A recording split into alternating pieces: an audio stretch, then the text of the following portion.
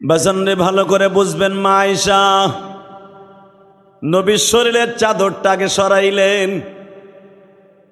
নবীর পাঞ্জাবিটা যখন খুলছে গো, নবী বলতেছে আয়েশা সব খুইল না, গেঞ্জিটা থাক আয়েশা। মা আয়েশা বলে গোসল যখন আজকে দিব, প্রাণ খুলে আমার স্বামীর বডিটারে দেখব। নবী আমার বললেন আয়েশা আমার শরীরে এমন এমন কিছু জিনিস আছে দেখলে তুমি সহ্য করতে পারবা না। আয়েশা বলে এমন কি জিনিস দেখলে সহ্য করতে পারবো না, আমি একটু দেখি না। জামাটা টান দিয়ে খুলিয়া সবে মাত্র লোটা ভরিয়া বদনি ভরিয়া মগ ভরিয়া যখন নবীর গায়ে পানি ঢালছে, আমার বিশ্ব নবী বলে আয়েশা সাবানটা আমার কাছে দাও, আমি একটু ডলে ডলে সাবান নেই। মা আয়েশা যখন সাবানটা দিয়া নবীর পিঠের মধ্যে ডলা দিছে গো বাবা, সাদা গেঞ্জির ভিতর দিয়া পিঠের মধ্যে কালো কালো বসন্তের গোঠার মতো দেখা যায়। আমার নবী বললেন আয়েশা সব জায়গায় হাত দাও, পিঠের মধ্যে হাত দিও না আয়েশা।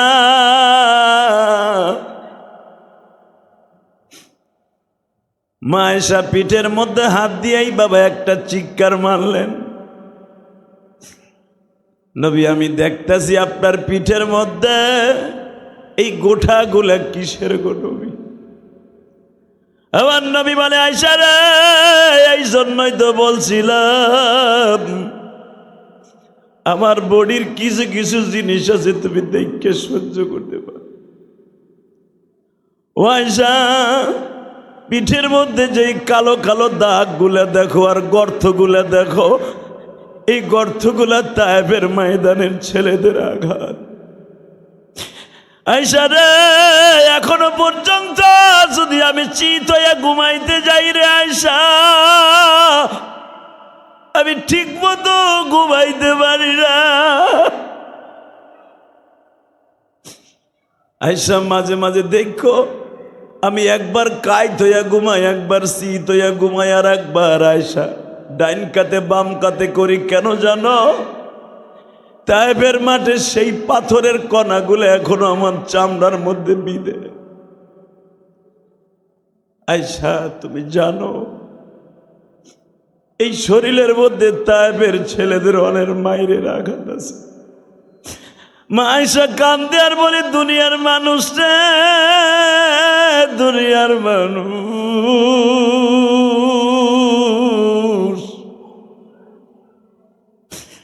যেই মানুষটার জন্য আমি এত কিছু করছি ওই মানুষটার সাথে যুদ্ধে যাওয়ার পরও আমি তোহমাতের শিকার হয়েছি।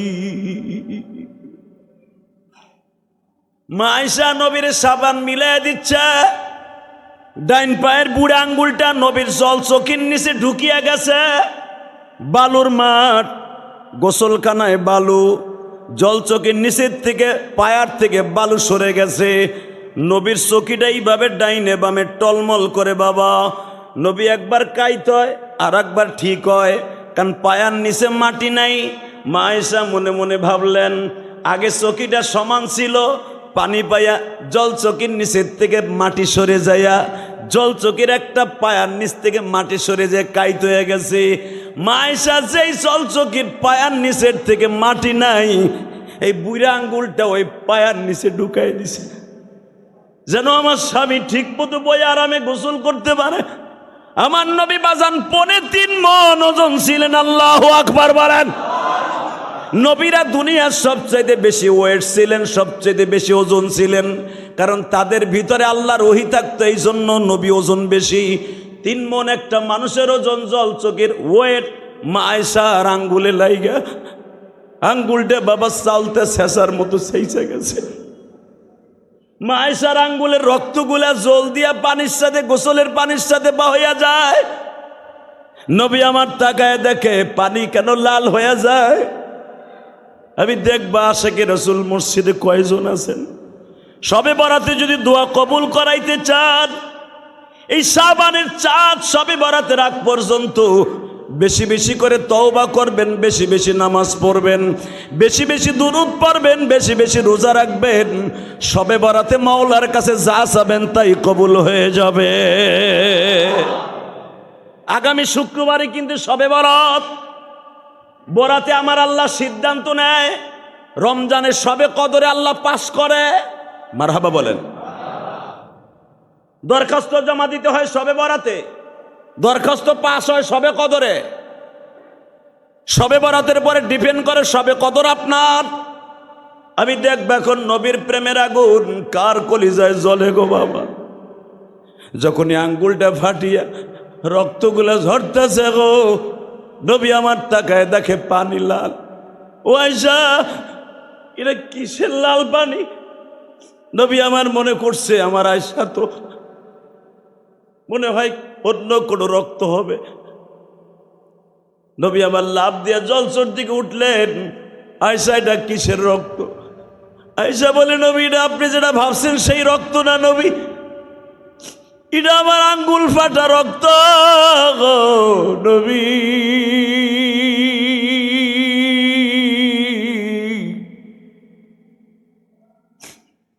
নবী আমার বলে, আয়েশা কোন আঙ্গুল? বাজান, আয়েশার বয়স তখন মাত্র 14 বছর, 14.5 বছর। মা আয়েশা এত সুন্দরী ছিলেন, মা আয়েশার চেহারা এত সুন্দর ছিলেন, নবী তাকে হুমায়রা বলে ডাকতেন। মা আয়েশা এত লাল সুন্দর ছিলেন। মা আয়েশা যদি চুরি পড়তেন বাবা, চুরের দাগ যদি মা আয়েশার এই হাতে লাগতো, 1 বছর পর্যন্ত এই জায়গার দাগ মিটতো না। আয়েশারে যদি কেউ সিমটি কাটতেন, 1 মাস থাকতেন ওই সিমটির দাগ শুকাইতে। এত সুন্দরী ছিলেন মা আয়েশা। এই 14 বছরে মা আয়েশার আঙ্গুলটা ফেটে গেছে। নবী একটা থাবা দিয়া 22 মাসের মতো মাথাটা দুরছে। আয়েশা রে, এইভাবে আঙ্গুলটা ফাটাইলি রে আয়েশা, একবারও কি মায়া লাগলো না, ব্যথা লাগলো না? এতগুলা রক্ত জয়রা গেল আয়েশা। মা আয়েশা চিৎকার মেরে কান্দে আর বলে, নবী গো, এটা তো সাধারণ রক্ত গো নবী। জীবনে যদি আয়েশা কোনোদিন সুযোগ পায় গো, আয়েশার কলিজার রক্ত আপনার পিরিজে করে দেখায় দিবে আমি আপনার কত ভালোবাসি। আমার নবী আয়েশার জন্য এইভাবে গোসলখানায় বসে দোয়া করলেন, আল্লাহ তুমি আমার আয়েশাকে বরকত দিয়া জীবনটা সুন্দর করে দিবা। আল্লাহ, আমি জানি আমার আয়েশার ঘরে সন্তান হবে না, তুমি আমারে বলেছো আপনার কোনো বিবির ঘরে আর সন্তান হবে না, কারণ আপনার 9 জন বিবির ঘরে 1 জনের ঘরে হয়েছিল, সেও মারা গেছে। আপনার আয়েশার ঘরে কোনোদিন বাচ্চা হবে না, কারণ কি জানেননি? আপনার আয়েশার ঘরে বাচ্চা হলে, ছেলে হলে সে নবী হতে হবে। আপনি তো খাতামান নবিয়্যিন, আপনার পরে কোনো নবী আর হবে না। এই জন্য নবী আপনার আয়েশার ঘরে বাচ্চা হবে না। আপনার আয়েশা মৃত্যুর আগ পর্যন্ত একা একা কাটাইবে গো নবী। এই জন্য দেখবেন আমার নবী যখন মারা যায়, মা আয়েশার বয়স ছিল মাত্র 18 বছর। কয় বছর? জোরে কন। বয়স কত? 9 বছর করে নবীর সাথে ঘরে গেছে। 9 বছর বয়সে নবীর ঘরে গেছে। 9 বছর খেদমত করে 18 বছর বয়সে নবী মারা গেছে। এই 18 বছর একটা মহিলা মা আয়েশা 65 বছর বাঁচছে। 65 বছর জীবনে একা একাই রয়েছে। فأعوذ بالله من الشيطان الرجيم.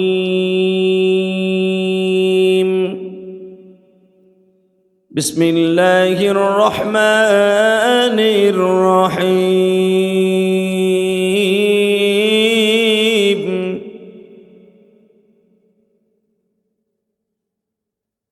وأما من خاف مقام ربه ونهى النفس عن الهوى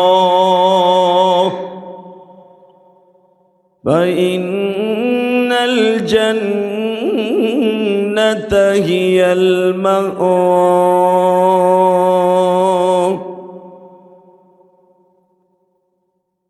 وقال الله تبارك وتعالى يا أيها الذين آمنوا ادخلوا في السلم كافة ولا تتبعوا خطوات الشيطان إنه لكم عدو مبين إن الله وملائكته يصلون على النبي يا أيها الذين آمنوا صلوا عليه وسلموا تسليما لا إله إلا الله لا إله إلا الله لا إله إلا الله لا إله إلا الله محمد رسول الله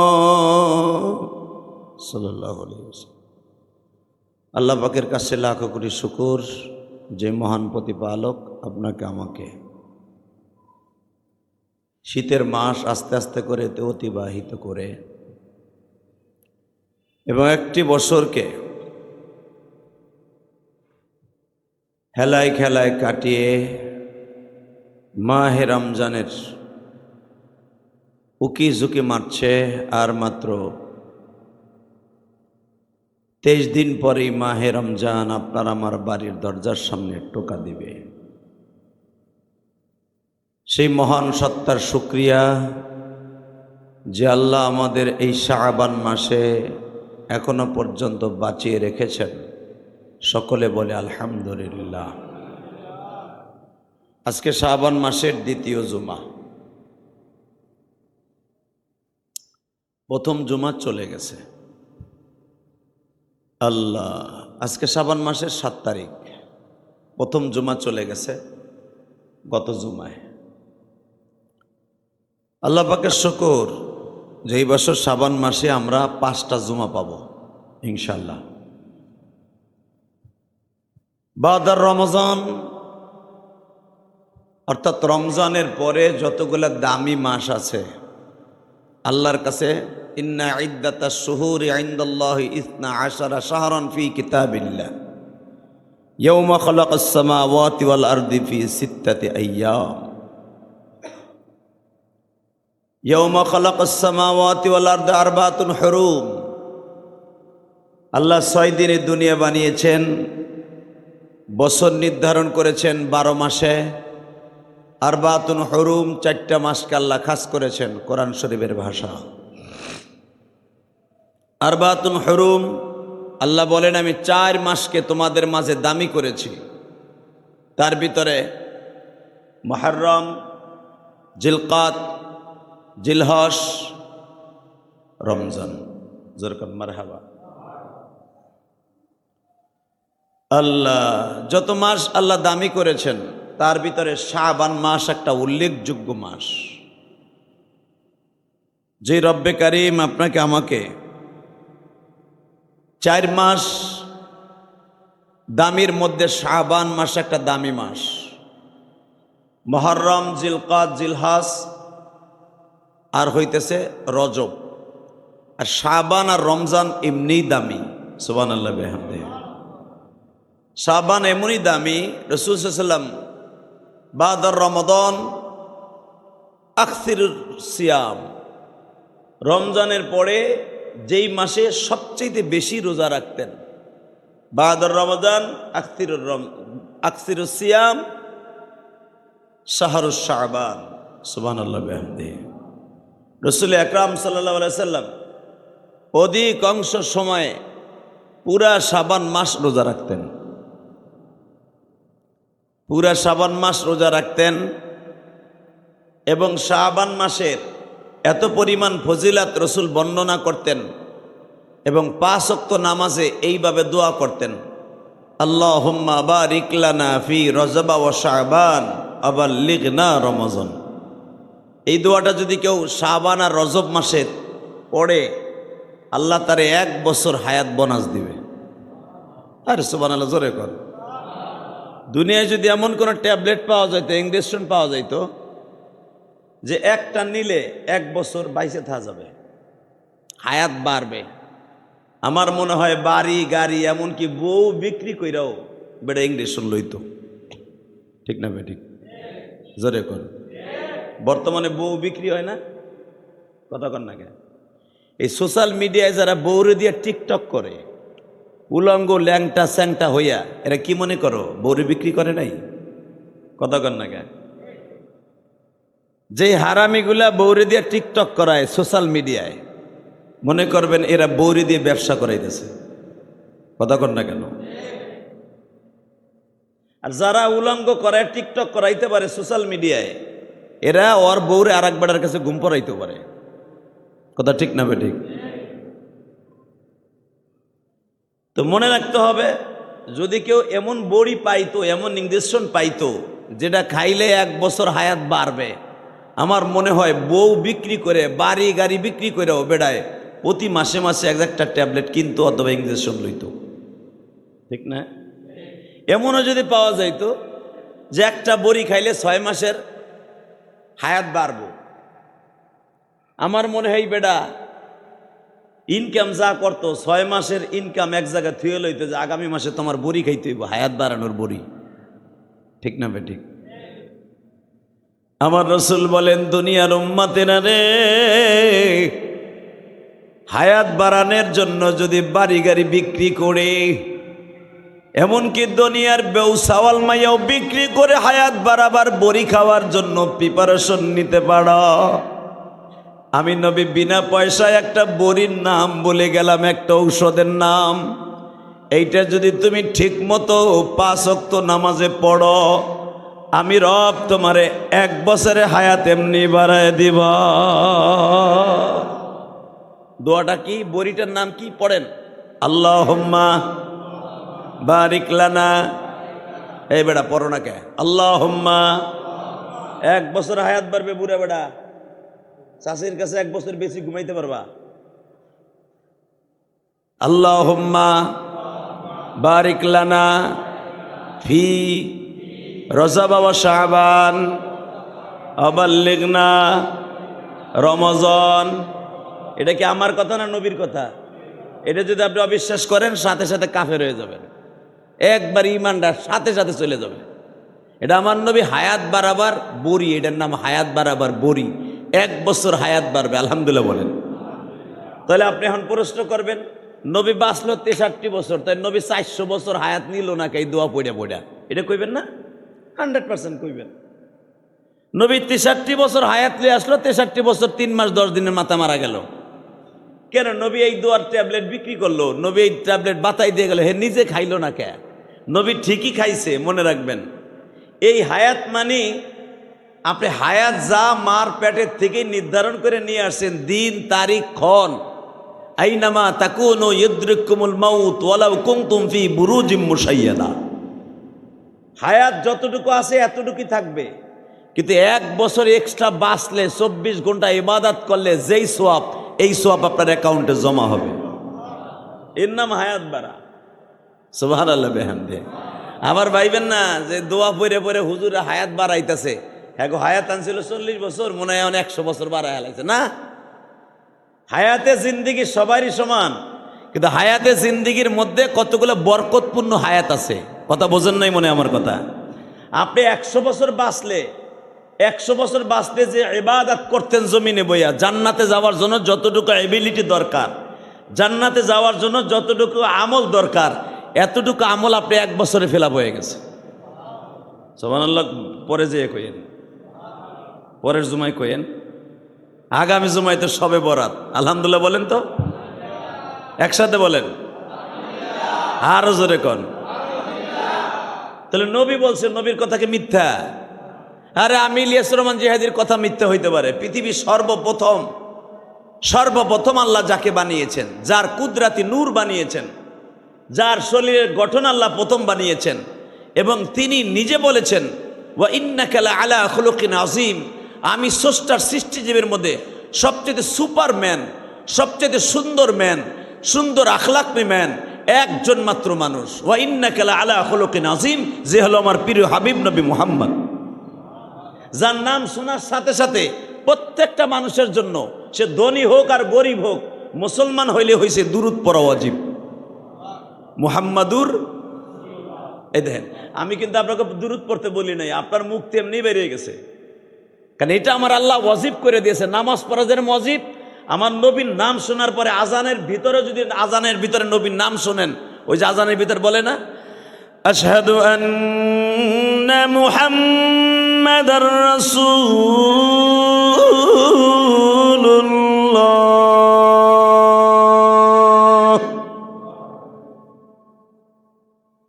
আশহাদু আন্না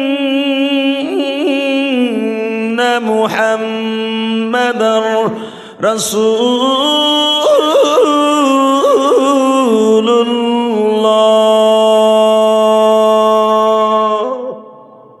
সুবহানাল্লাহ। আজানের ভিতরে যদি আপনি নবীর নাম শুনেন, দুরূদ পড়া ওয়াজিব। বলেন তো সাল্লাল্লাহু আলাইহি ওয়াসাল্লাম, সাল্লাল্লাহু, মারহাবা বলেন, তাকান এদিকে। আমার নবী বলেছে, এই দোয়াটা যদি কেউ পড়ে 1 বছর বাইসা থাকলে যেই সওয়াব তার অ্যাকাউন্টে জমা হবে, ওই পরিমাণ সওয়াব আল্লাহ এই 2 মাসে দান করবে। সুবহানাল্লাহ, জোরে কন। তাহলে দোয়াটা মুখস্থ করে নেবেন। এত কিছু মুখস্থ করলেন, জমি জমার হিসাব মুখস্থ করলেন, দোকানের ব্যবসা বাণিজ্য মুখস্থ করলেন, দুনিয়ায় যত আজে বাজে সব মুখস্থ করলেন, হায়াত বাড়বে এই ট্যাবলেটের প্রেসক্রিপশনটা কি মুখস্থ করা যায় না? তো ছোট্ট একটা দোয়া মুখস্থ করেন তো, আল্লাহুম্মা বারিক লানা ফি রজব ওয়া শাবান ওয়া বাল্লিগনা রমজান।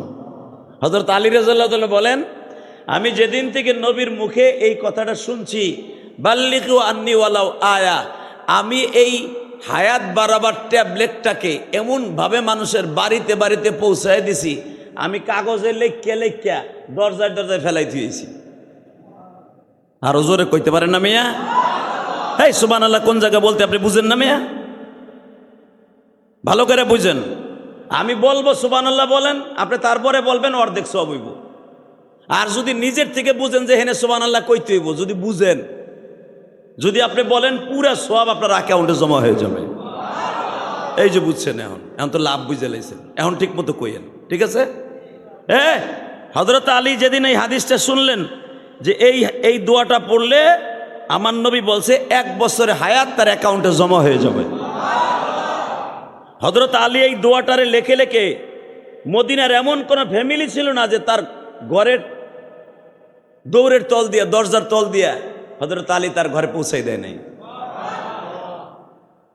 হালাকি বিশ্বনবী বলছে, বাল্লিগু আন্নি ওয়ালাউ আয়া, যদি আমার কাছ থেকে কোরআনের একটা আয়াত শোনো, এর যদি মানুষের দ্বারে দ্বারে পৌঁছায় দাও, আমি রসুল তোমারে রাইখা জান্নাতে যাব না। কথা কুকথা সুন্দর করে বহন করে আর একজনের কান পর্যন্ত পৌঁছাই দেন। কি হয়েছে জানো? কি ইলিয়াস রহমান জিহাদি ধরা খাইছে। কথা কর না কেন? কি হয়েছে জানো? শেখ হাসিনা পালাইছে, 45 মিনিট টাইম দিয়েছিল ডাক্তার ইউনূস। কথা কর না কেন? আরবিরে হারে কেলাই এই দেশ থেকে দিয়েছে। ইরে বাবারে, সেকেন্ডের ভিতরে খবরটা পৌঁছাই দিলেন। শুনছো কি হয়েছে?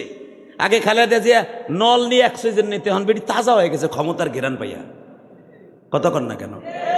বিডি আগে অক্সিজেন ছাড়া ঘরের তা উঠতে পারতো না, মাজা নিয়ে থাকতো, কারণ বিডি ক্ষমতার ঘেরান পাইয়া বা পুরা তাজা। কথা কর না কেন? জোরে কর। এখন আর নল মল কিচ্ছু লাগে না, তাজা হয়ে গেছে। খবর তো ঠিকই পৌঁছায় দিতেছেন। কথা বলেন না কেন? জানো কি হয়েছে? শেখ হাসিনার 32 নম্বর বাড়ি ভাঙ্গা ঘুরাই দিতেছে, চল যায় দেখে আহি, যদি একটা গিরি আনতে পারি, বরকতি ঘর, মনে হয় আমার ঘরটা বরকতপূর্ণ হয়ে যাব। না, কাউরে ক্ষতি করে তুমি শান্তিতে থাকতে পারবা না। কথা বলেন না কেন? আরো জোরে, আরো জোরে। আরে বেটা হায়াত ময়দা আইছে কাইল নাই। আমাদের আলেমদেরকে আল্লাহ এমন এক ধাতু দিয়ে বানাইছে, পৃথিবীর কাউরে ভয় করে এরা কথা বলে না। আলহামদুলিল্লাহ বলেন না কেন? যে সময় আওয়ামী লীগের আমলে 17 বছরের জিন্দিগিতে কেউ আওয়ামী লীগের বিরুদ্ধে কথা বলতে পারে না। আমি ইলিয়াসের মধ্যে ডাকছে বলছি, নিক্সন চৌধুরীর বিরুদ্ধে কথা কইতে কেউ সাহস পায় না। আমার ফরিদপুরে টেবিল থাবড়ে কথা বলছি, নিক্সন পাশে দাঁড়ায় দিয়ে শুনছে আর কইছে পাগলরে কইতে দে। কথা বলেন না কেন? এই যে পাগলরে বলতে দে, এই পাগল শব্দটা উনি বলে নাই, আল্লাহর পক্ষ দিয়ে বলেছে। কথা বলেন না কেন? এই মুসলমানের বলা ভালো ভালো করে বুঝবেন, ক্ষমতা আজকে আপনার, কালকে আমার। ক্ষমতা পেয়ে কাউরে ক্ষতি করা যাবে না। কথা বলেন না কেন? আরো জোরে বলেন।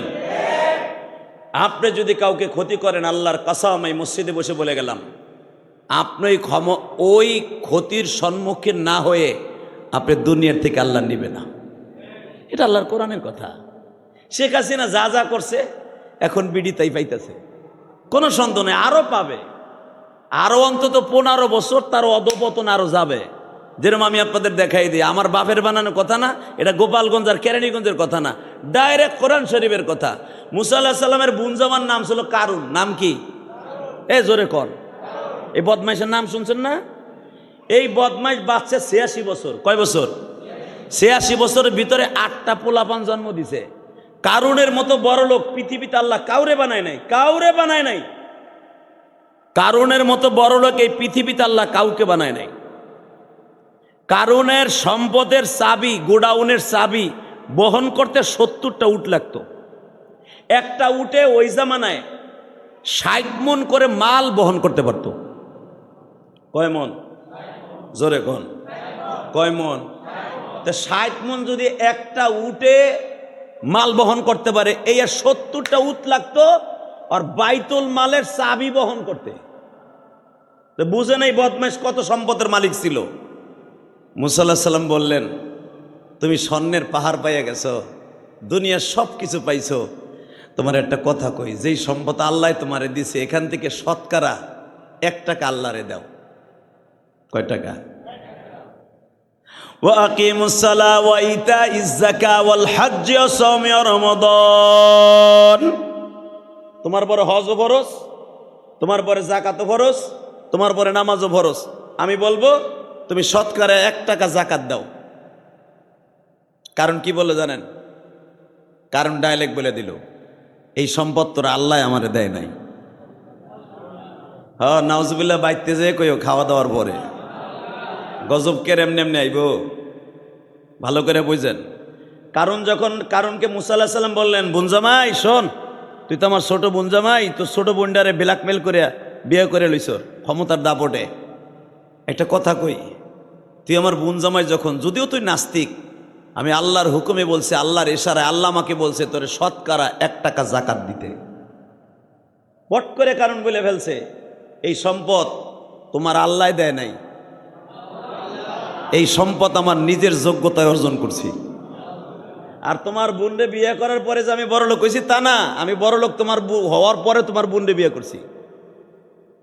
মুসা আলাইহিস সালাম সে তো আর অভদ্র না, ও তো বেয়াদব। মুসা আলাইহিস সালাম কি বেয়াদব? কথা কন না কেন? নবীরা বেয়াদব? শান্ত সুস্থ ভাষায় বলে দিলেন, দেখ রে, ইন্না বাতশা রাব্বিকা লাশাদীদ ইন্নাহু হুয়া ইউবদিউ ওয়া ইউঈদ ওয়া হুয়াল গফুরুল ওয়াদুদ যুল আরশিল মাজিদ। যিনি আরশে আজিমের মালিক, ও কিন্তু দেখতেছে, তোরা কিন্তু ধরবো। ওয়া হুয়াল গফুরুল ওয়াদুদ যুল আরশিল মাজিদ ফাআলুল লিমা ইউরিদ। তোরে কিন্তু ধরবে কয়েকদিন পরেই। এই বয় আমারে দেখাইছে, দেখাবি যে ওই যে পালপাড়ার নবচন্দ্র আছে ওরে যে দেখাবি, আমারে না। তোর ভাই হারুন আলাইহিস সালামরে দেখাবি, আমারে না। আমারে ধরবে তার মানে কি হে ধরবো? আমার যে সম্পদ আছে, আমি গিলাস দিয়ে প্রাচীর দিয়ে থাকবো, তোর গজব আমার আকৃষ্ট করতে পারবে না। আল্লাহর পয়গম্বর মুসা বললেন, সূরা তহার মধ্যে আসছে, কারণ রে আমার মালিক কিন্তু কোরআনে বলছে, আমার মালিক আমার তাওরাত কিতাবে বলছে, বাল হুয়া কুরআনুম মাজিদ ফি লাউহিম মাহফুজ। সর্বশ্রেষ্ঠ একখানা কিতাব আসবে, সেটা হলো আল কোরআন। সেটার নাম কি? জোরে খান। এই আল কোরআনে থাকবে, সর্বশেষ কোরআনে থাকবে, আমার তাওরাত কিতাবেও আছে। কারণ রে আমার মালিক ধরে, কিন্তু একটু দেরিতে ধরে, ঠিক না? তুই আমার বোন জামাই, আমি আল্লাহর কাছে ঠেকাই আনছি গজব, তুই তাড়াতাড়ি করে এখনো তওবা করে পারলে জাকাতটা ঠিক মতো দিয়ে দে। কারণ শুনলো না, বরঞ্চ কি করলো জানেন? তার বিরুদ্ধে একটা ষড়যন্ত্র আটলো। কি ষড়যন্ত্র?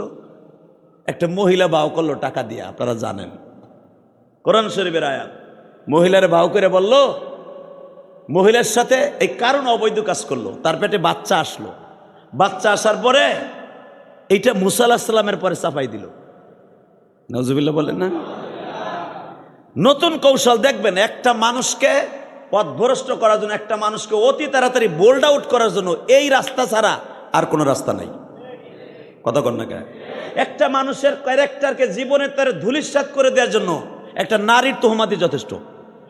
এটা শুধু যে আপনার আমার জামানা তা না, নবী কারণ নবী মুসার বিরুদ্ধে নতুন একটা রাস্তা আটকাই দিল। সেটা কি?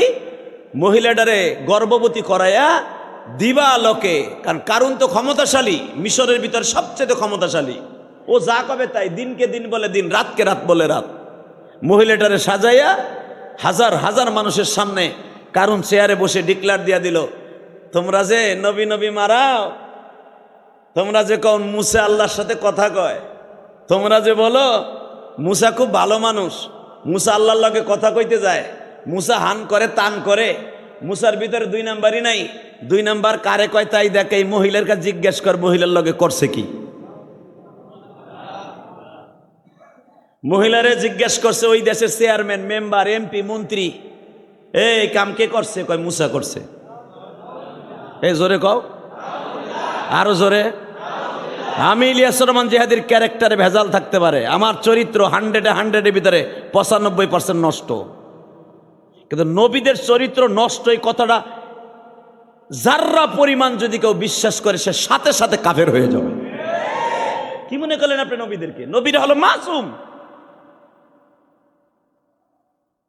সব মহিলা ডেকে ডেকে কয়, দেখো এই কাম মুসা আমারে করছে, এই কাম মুসা আমারে করছে।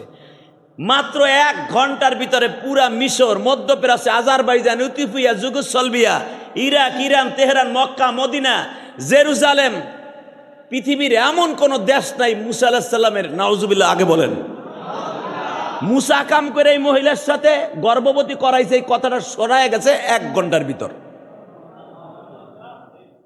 কথা কিন্তু দেখবেন বাতাসের চাইতে বেশি দ্রুত যায়। কথা কন না কে? জোরে কন। আরো নবী করছে, আস্তাগফিরুল্লাহ আস্তাগফিরুল্লাহ। মুসা আলাইহিস সালামের উম্মত গুলা ঘরের তো বাইরে পারে না, যখনই বাইরে গলা চিপে রেখে হুমদুমের হুমদুই মোহাম্মদ মুসার কাছে কালেমা পড়ছর, মুসার এত দামি মনে করিস, তোর মুসাই কাম করছে কি দেখ। এই মহিলারে এই 8 মাসের বাচ্চা বাজাই ফেলাইছে। মুসা আলাইহিস সালামের উম্মত গুলো কি বলে, এখন আপনি কানবেন। যদি আপনি মুসা আলাইহিস সালামের উম্মতের কথা শুনে আপনার চোখে পানি আসে, আপনি মুসা নবীর উম্মতের সাথে জান্নাতে যাবেন। আর এটা তো মুসা আলাইহিস সালাম তা না, পৃথিবীর শ্রেষ্ঠ মহামানব আমার নবীর শুদ্ধ তোহমাত দিছে। জানেন আপনি, মা আয়েশাকে নিয়ে নবী যুদ্ধে গেছে। নবীর 11 জন বিবির মধ্যে প্রতিটা যুদ্ধের নবী 2 জন করে বিবি সাথে নিয়ে যেতেন। আলহামদুলিল্লাহ বলেন। কয়জন? জোরে কর, আরো জোরে। আমাকে জামানা যে 2টা বিবি একসাথে নেন, ওই বাসের সিঁড়ি বই এই 2 জন চুলটান্ডারে ঘুষাই একজন একজন ভাড়া লাগব। কথা কর না কে? কবে মাগি তোরে বেশি ভালোবাসে, ও কবে না তুই বড় তোরে বেশি ভালোবাসে। 2টা বাসের সিঁড়ি বই এই ঘুষাঘুষি করবো। কথা কর না কে? হে মুসলমানের বলা, ভালো করে বুঝেন।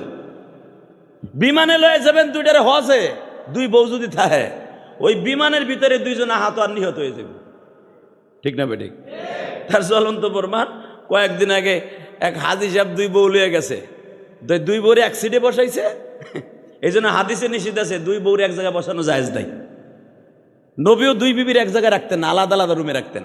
তো হাজি সাহেব লয়ে গেছে, 2 বউর এক জায়গায় বহাইছে, এই বিমানের মধ্যে চুল টানাটানি শুরু হয়ে গেছে। আস্তাগফিরুল্লাহ আস্তাগফিরুল্লাহ। এইটা আবার একজন ছবি তুলে সারা পৃথিবীতে ভাইরাল করে দিছে, হজে যে 200 দিনের লড়াই শুরু হয়েছে। নওজুবিল্লাহ বলেন না? এ মুসলমানের পোলা ভালো করে বুঝেন তো, আল্লাহ রসুল 2 জন করে বিবি সাথে নিয়ে যেতেন প্রত্যেকটা যুদ্ধে। ইন দি মিন টাইমে মা আয়েশার হাওদাস, মা আয়েশা একটু বাথরুমে গেছে, যেটা সূরা নূরের মধ্যে আসছে, ডাইরেক্ট সূরায়ে নূর। মা আয়েশার পবিত্রতা ঘোষণা করতে যেয়ে আমার আল্লাহ কোরআনের 13টা আয়াত নাযিল করছে। তারপরে মদিনার বদমাশগুলা বিশ্বাস করে নাই মা আয়েশারে, ডাইরেক্ট কোরআন শরীফের আয়াত। তো মা আয়েশা বাথরুমে গেছে, ইন দি মিন টাইমে নবী বলছেন সবাই রেডি হও, চলো মদিনায় চলে যাই। কিন্তু মা আয়েশা বাথরুমে বয়ে রয়েছে, নবীর খেয়াল নাই। এর দ্বারা বোঝা যায় আমার নবী গায়েব জানতেন না। নবী যদি জানতেন আমার বউ বাথরুমে, নবী প্রাণ প্রিয়তমা বিবিরে থুইয়া নবী রওনা দিত? প্রশ্ন ওঠে না। এই আপনি যদি জানেন আপনার বউরে ডাক্তারের কাছে লয়ে গেছেন, আপনার বউ বাথরুমে ঢুকছেন, আপনি মোটরসাইকেলে বাসে উঠে আইডিয়া পড়ছেন, মনে করছেন আমার বউ আছে মনে হয় বাসের কোনো জায়গায়, এটা 1 নম্বর বোকামি। ঠিক না বে ঠিক? পৃথিবীর কোনো স্বামী এটা করবে না। কিন্তু আমার নবীর আল্লাহ এটা ভুলাই দিয়ে বুঝাই দিলেন, নবী আপনারা যে মুনাফিকরা কয় আপনি গায়েব জানেন, এই গায়েব যে জানেন না, এটার জন্য আমি আল্লাহ এটা ঘটাইছি। সুবহানাল্লাহ বিহামদি। বাজানরে আমার নবী চলে গেছে প্রায় 5 কিলোমিটার। সে উটের হাওদাসের মধ্যে, উদের হাওদাস বলা হয়, আপনারা যারা হজে গেছেন তারা দেখছেন, এখনো পর্যন্ত উটের পিঠের উপরে দোসালা ঘরের মতো সুপ্রি বানানো হয়। এটার মধ্যে মহিলাদের জন্য পালকির মতো উটের মাঝখানে এরকম বসানো হইতো। নবীর উটার আয়েশার উট পাশাপাশি বাবা। নবীর 1 নাম্বার বিবিকে নবীর সাথে নিছে। মা আয়েশা মনে করছে ওই উটের মধ্যে যাবে, আয়েশার শরীরটা ভালো না, একা একা যাক। নবী মনে করছে ওই হাওদাসের মধ্যে, ওই উটের পিঠের মধ্যে আয়েশা আছে। কিন্তু নবী জানতেন না আমার আয়েশা বাথরুমে গো। নবী আমার 5 কিলো চলে গেছে। আয়েশার যে উটের ড্রাইভার, সে উট চালাইয়া রওনা দিছে মা আয়েশাকে তালাশ করার জন্য। অর্থাৎ একজন সাহাবীর নিয়ম ছিল, কাফেলা রওনা দেওয়ার পরে কেউ কিছু ফেলাই রাইখা গেল কিনা সে লাস্টে দেখতে যাইতো। এটা সুন্নাত।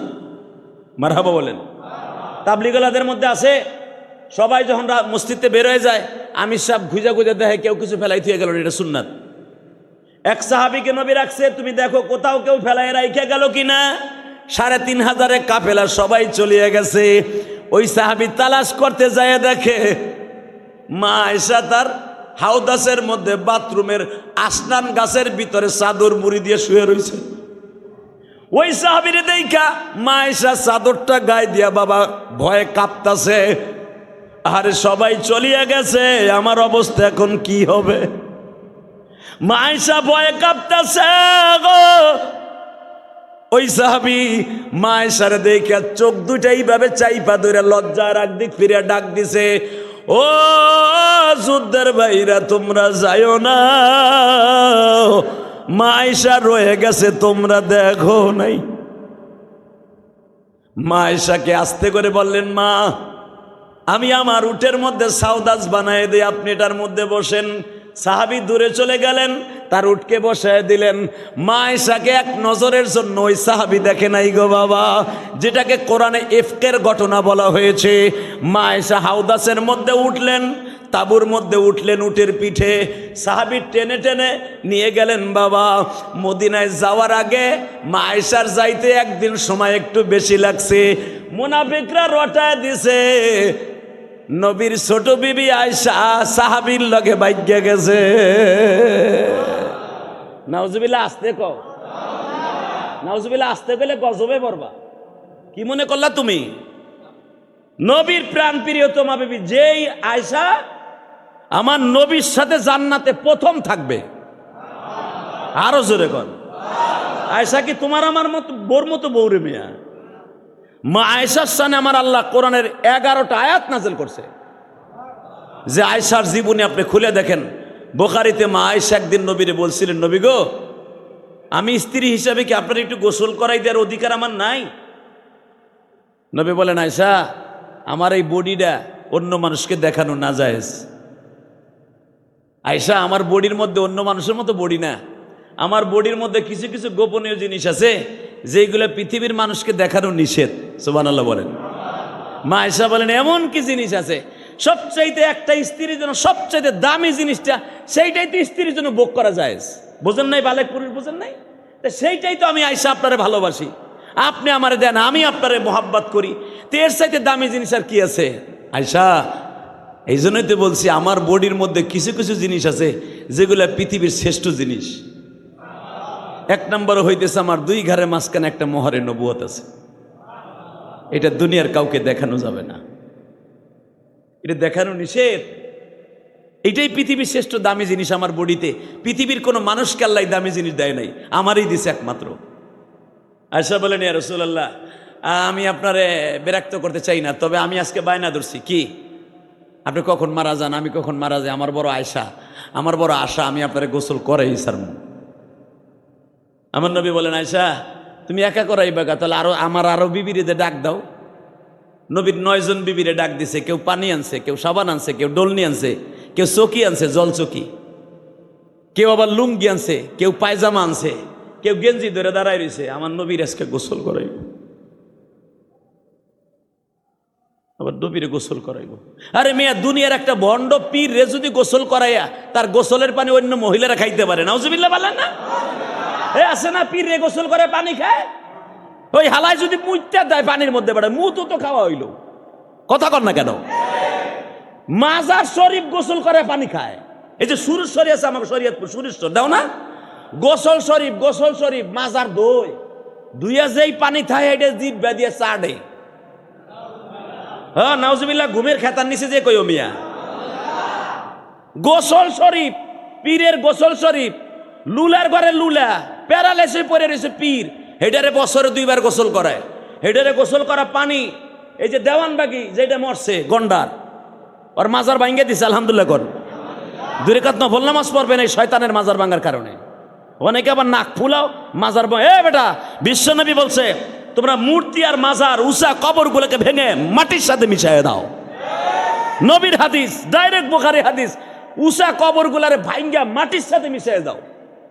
এই জন্যই তো মক্কা মদিনায় যাবেন, কোথাও একজন সাহাবীর কবরের নিশানা পাবেন না, সব মাটির সাথে মিশানো। আল্লাহু আকবার জোরে বলেন। মা আয়েশার সাথে দামি মহিলা কে আছে রে? মা ফাতেমার সাথে দুনিয়ায় মহিলা দামি কে আছে? ফাতেমার কবর যে কোন জায়গায়, জান্নাতুল বাকি কবরস্থান, আপনি তালাশ করেও পাবেন না।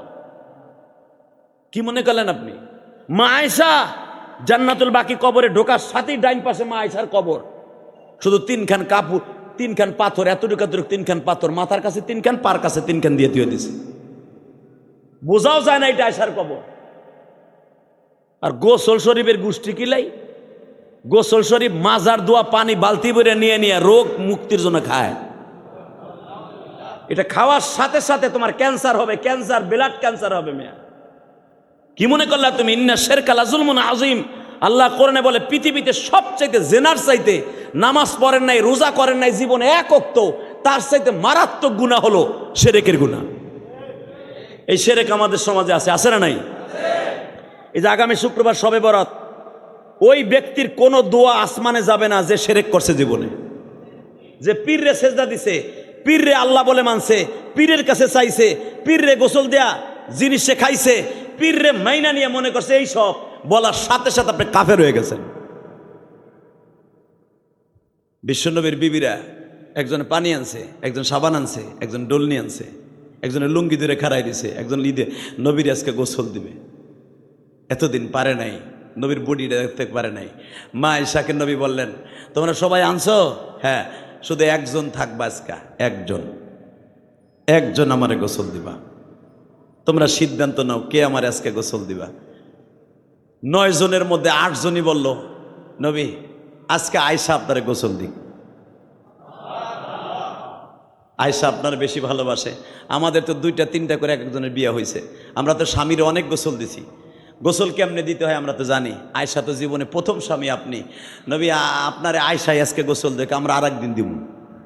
নবী বলেন একজনে দিবা, সবাই না, একজনে। পার্যক্রমে বলো কে দিবা আজকে আমার গোসল। সবার কাছে মা আয়েশা দাবি করলেন, আপা আজকের দিনটা আমি দাও, তোমারে ছেড়ে দিলাম। এই জন্যই আমার আল্লাহ বলেন মৃত্যুর সময় নবী 5 দিন পর্যন্ত মা আয়েশার ঘরে ছিলেন, অন্য কোনো বিবির ঘরে ছিলেন না। এই জন্যই মা আয়েশার ঘরের মধ্যে আমার নবীর কবর, এবং কিয়ামতের মাঠে আমার নবীর ডাইন পাশে উঠে প্রথম মা আয়েশা আমার নবীর ঘাটটা ধরে জান্নাতে যাবে। বাজানরে ভালো করে বুঝবেন, মা আয়েশা নবীর শরীরের চাদরটাকে সরাইলেন। নবীর পাঞ্জাবিটা যখন খুলছে গো, নবী বলতেছে আয়েশা সব খুইল না, গেঞ্জিটা থাক আয়েশা। মা আয়েশা বলে গোসল যখন আজকে দিব, প্রাণ খুলে আমার স্বামীর বডিটারে দেখব। নবী আমার বললেন আয়েশা আমার শরীরে এমন এমন কিছু জিনিস আছে দেখলে তুমি সহ্য করতে পারবা না। আয়েশা বলে এমন কি জিনিস দেখলে সহ্য করতে পারবো না, আমি একটু দেখি না। জামাটা টান দিয়ে খুলিয়া সবে মাত্র লোটা ভরিয়া বদনি ভরিয়া মগ ভরিয়া যখন নবীর গায়ে পানি ঢালছে, আমার বিশ্ব নবী বলে আয়েশা সাবানটা আমার কাছে দাও, আমি একটু ডলে ডলে সাবান নেই। মা আয়েশা যখন সাবানটা দিয়া নবীর পিঠের মধ্যে ডলা দিছে গো বাবা, সাদা গেঞ্জির ভিতর দিয়া পিঠের মধ্যে কালো কালো বসন্তের গোঠার মতো দেখা যায়। আমার নবী বললেন আয়েশা সব জায়গায় হাত দাও, পিঠের মধ্যে হাত দিও না আয়েশা।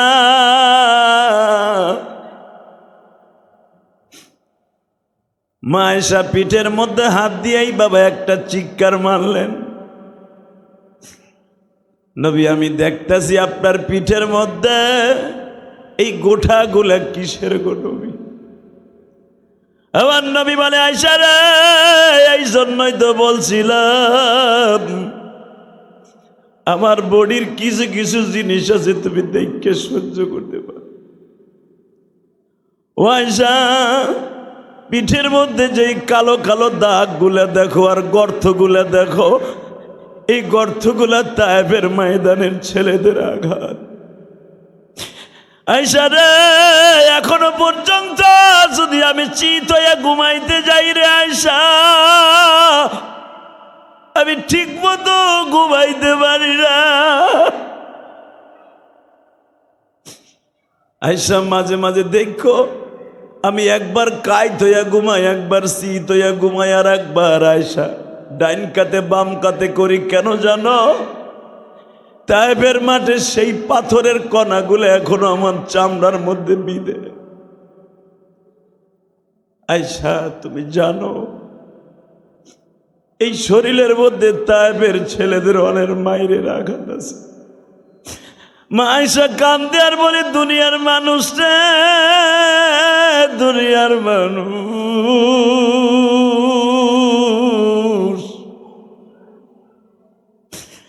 যেই মানুষটার জন্য আমি এত কিছু করছি ওই মানুষটার সাথে যুদ্ধে যাওয়ার পরও আমি তোহমাতের শিকার হয়েছি। মা আয়েশা নবীর সাবান মিলাই দিচ্ছে, ডাইন পায়ের বুড়া আঙ্গুলটা নবীর জল চকির নিচে ঢুকিয়া গেছে। বালুর মাঠ, গোসলখানায় বালু, জল চকির নিচের থেকে পায়ার থেকে বালু সরে গেছে। নবীর চকিটা এইভাবে ডাইনে বামে টলমল করে বাবা।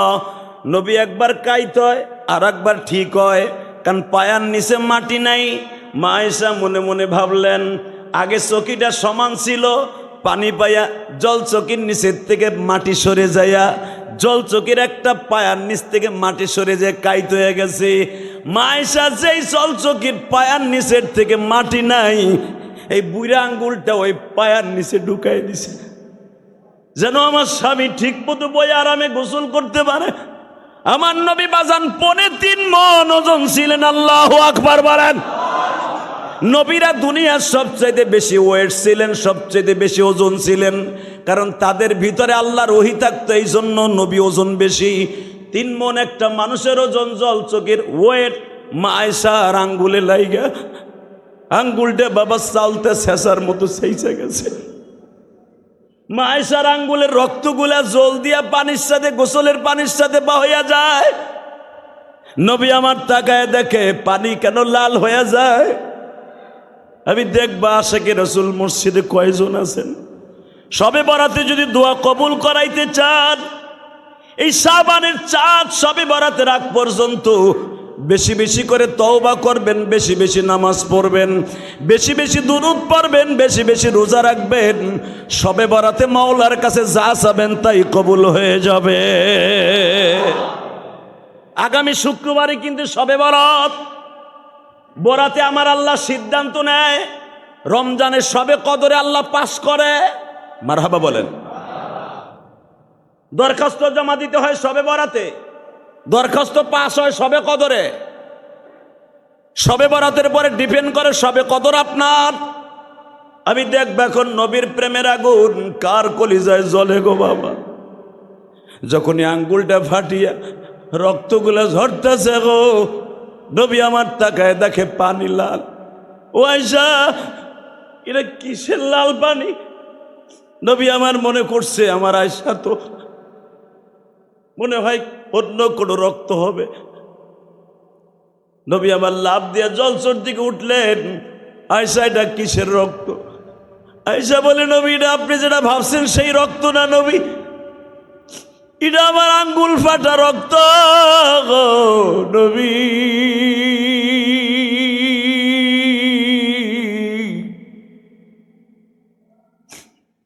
নবী আমার বলে, আয়েশা কোন আঙ্গুল?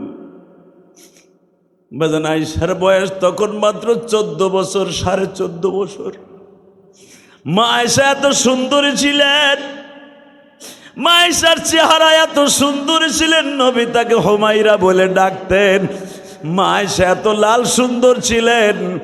মা আয়েশা যদি চুরি পড়তেন বাবা, চুরের দাগ যদি মা আয়েশার এই হাতে লাগতো, 1 বছর পর্যন্ত ওই জায়গার দাগ মিটতো না। আয়েশারে যদি কেউ সিমটি কাটতেন, 1 মাস থাকতেন ওই সিমটির দাগ শুকাইতে। এত সুন্দরী ছিলেন মা আয়েশা। এই 14 বছরে মা আয়েশার আঙ্গুলটা ফেটে গেছে। নবী একটা থাবা দিয়া 22 মাসের মতো মাথাটা দুরছে। আয়েশা রে, এইভাবে আঙ্গুলটা ফাটাইলি রে আয়েশা, একবারও কি মায়া লাগলো না, ব্যথা লাগলো না? এতগুলা রক্ত ঝইরা গেল আয়েশা। মা আয়েশা চিৎকার মেরে কান্দে আর বলে, নবী গো, এটা তো সাধারণ রক্ত গো নবী। জীবনে যদি আয়েশা কোনোদিন সুযোগ পায় গো, আয়েশার কলিজার রক্ত আপনার পিরিজে করে দেখায় দিবে আমি আপনারে কত ভালোবাসি। আমার নবী আয়েশার জন্য এইভাবে গোসলখানায় বসে দোয়া করলেন, আল্লাহ তুমি আমার আয়েশাকে বরকত দিয়া জীবনটা সুন্দর করে দিবা। আল্লাহ, আমি জানি আমার আয়েশার ঘরে সন্তান হবে না, তুমি আমারে বলেছো আপনার কোনো বিবির ঘরে আর সন্তান হবে না, কারণ আপনার 9 জন বিবির ঘরে 1 জনের ঘরে হয়েছিল, সেও মারা গেছে। আপনার আয়েশার ঘরে কোনোদিন বাচ্চা হবে না, কারণ কি জানেননি? আপনার আয়েশার ঘরে বাচ্চা হলে, ছেলে হলে সে নবী হতে হবে। আপনি তো খাতামান নবিয়্যিন, আপনার পরে কোনো নবী আর হবে না। এই জন্য নবী আপনার আয়েশার ঘরে বাচ্চা হবে না। আপনার আয়েশা মৃত্যুর আগ পর্যন্ত একা একা কাটাইবে গো নবী। এই জন্য দেখবেন আমার নবী যখন মারা যায়, মা আয়েশার বয়স ছিল মাত্র 18 বছর। কয় বছর? জোরে কন, বয়স কত? 9 বছর করে নবীর সাথে ঘরে গেছে। 9 বছর বয়সে নবীর ঘরে গেছে, 9 বছর খেদমত করে 18 বছর বয়সে নবী মারা গেছে। এই 18 বছর একটা মহিলা মা আয়েশা 65 বছর বাঁচছে। 65 বছর জীবনে একা একাই রয়েছে। নবীদের বিবিদের জন্য অন্য স্বামী গ্রহণ করা হারাম। পৃথিবীর কোন পুরুষ তাদের বিয়ে করতে পারবে না।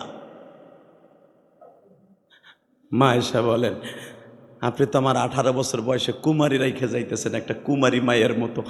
আমি এতদিন কেমনে থাকবো? আমার একটা জিনিস দিয়ে যান। এখন কানবেন। আমার নবী বলে, আয়েশা তুই কি চাস ক? নবী ইন্তেকালের 1 ঘন্টা আগে, তুই কি চাস? নবী, আমি প্রতিদিন রাত 10টার সময় আপনার কবরের কাছে বমু, ফজর পর্যন্ত আপনার সাথে আমি কথা কম। আল্লাহু আকবার জোরে বলতে বলে, আরো জোরে, আরো জোরে, আরো জোরে, আরো জোরে। কারণ আপনার কবর আমার রুমের মধ্যে হবে। আমি আয়েশা 10টার সময় আপনার কবরের পাশে বসবো, ফজর পর্যন্ত আপনার সাথে কথা কম। এবার নবী বলে, আয়েশা যারে আয়সা যা,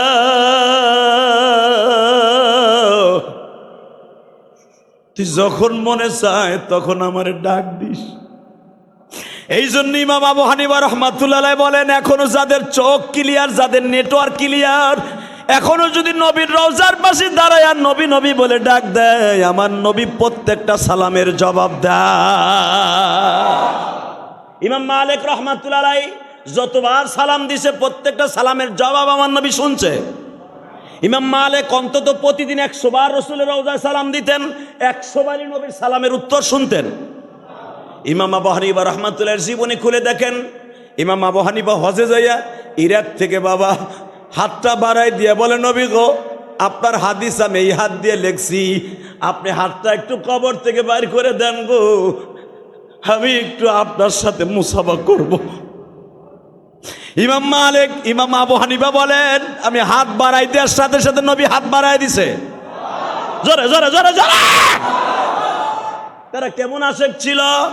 মা আয়েশা বলেন, ইয়া রাসূলুল্লাহ, ইন্তেকালের পরে প্রতিদিন আমি আপনার সাথে কথা বলবো। ঠিক আছে আয়েশা, কথা বলি,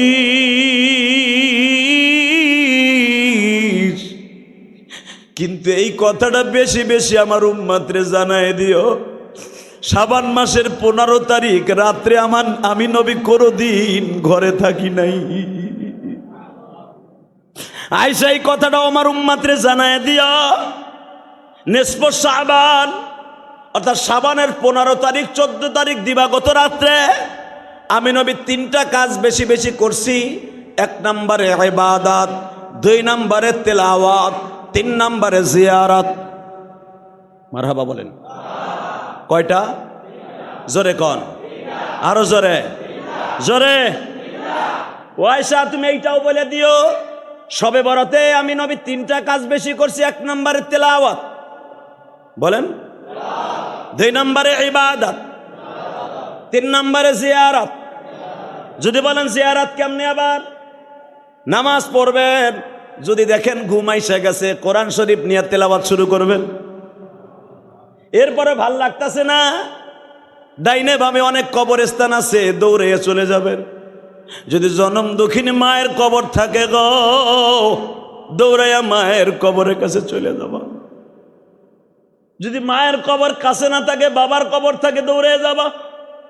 যদি বাবা মায়ের কবর তোমার থেকে অনেক দূরে থাকে, মসজিদের এক কোনায় বসে জিয়ারতের নিয়ত করে সূরা ইখলাস 3 বার, ফাতিহা 1 বার, দুরূদ শরীফ 11 বার পড়ে দুহাত তুলে বলবা, মালিক,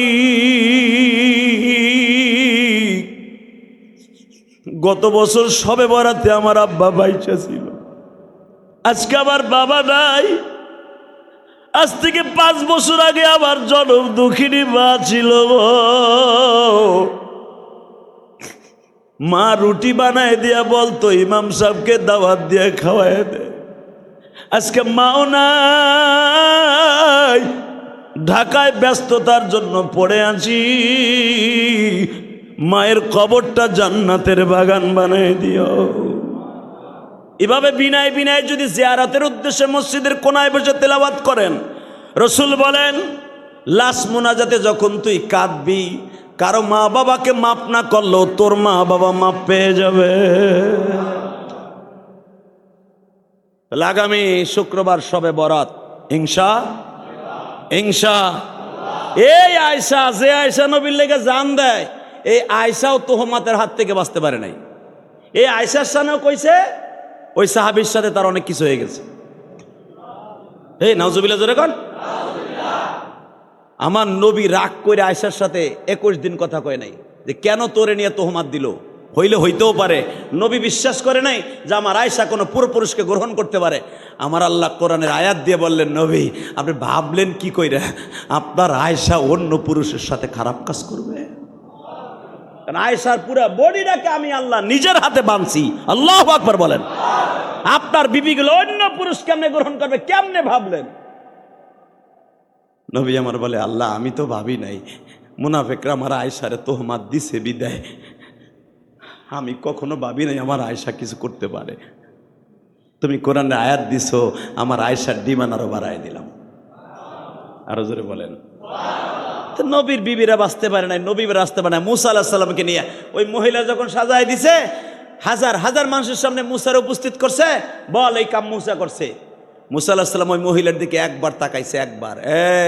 পুতনির ঘরে পুতনি, পেতনি, আমি জীবনে তোরে দেখছি তাহলে একবার মুসার দিক তাকাইছে। ওই মহিলার বলতে হয় নাই, পেটের বাচ্চা মার কলিজা ছিদ্র করে বলতেছে, আল্লাহর পয়গম্বরের চরিত্র নীতির কথা বলবি, তোর নারীটা টান দিয়ে আমি ছিঁড়ে ফেলব। এমন জোরে বাচ্চায় টান দিছে, 8 মাসের বাচ্চা, পেটের মধ্যে থেকে আওয়াজ আয়া পড়ছে, বল এই দুশ্চরিত্রহীন কারুনের কাজ। ওর বাচ্চা আমি, ও আমার বাবা। মুসা পয়গম্বর যদি আমার আব্বা হইতো, আমার জীবন ধন্য হইতো। তুই বল দুশ্চরিত্রহীন কাজ করেছে এই কারুন। সাথে সাথে মুসা আলাইহিস সালাম বলছিলেন, খুজ বিয়াদিক খুজ বাদানিক কুল ইয়াসরিক, আল্লাহ যে আমাকে মিথ্যা তোহমাত দিয়েছ, আর পুরো বডিটাকে দাবায় ফেলাও। সেকেন্ডের ভিতরে কারণ কিয়ামত পর্যন্ত জমিনের মধ্যে ডাববে। কারণের সম্পদ মিশরে আপনারা জানেন, 100 কিলোমিটারের মধ্যে কারণের সম্পদ ছাড়া কারো কারণ নাই। এই 100 কিলোমিটার রাস্তাটাই এখনো পর্যন্ত ডাবতাছে। আল্লাহু আকবার বললেন না? কিয়ামত পর্যন্ত কারণের সম্পদ ওখানে ডাববে, কিয়ামত পর্যন্ত। আল্লাহ আমাদের সবাইকে মাফ করে দিই। আসেন তওবা করে আস্তাগফিরুল্লাহ রাব্বি বিন কুল্লি জামবেও অতুবু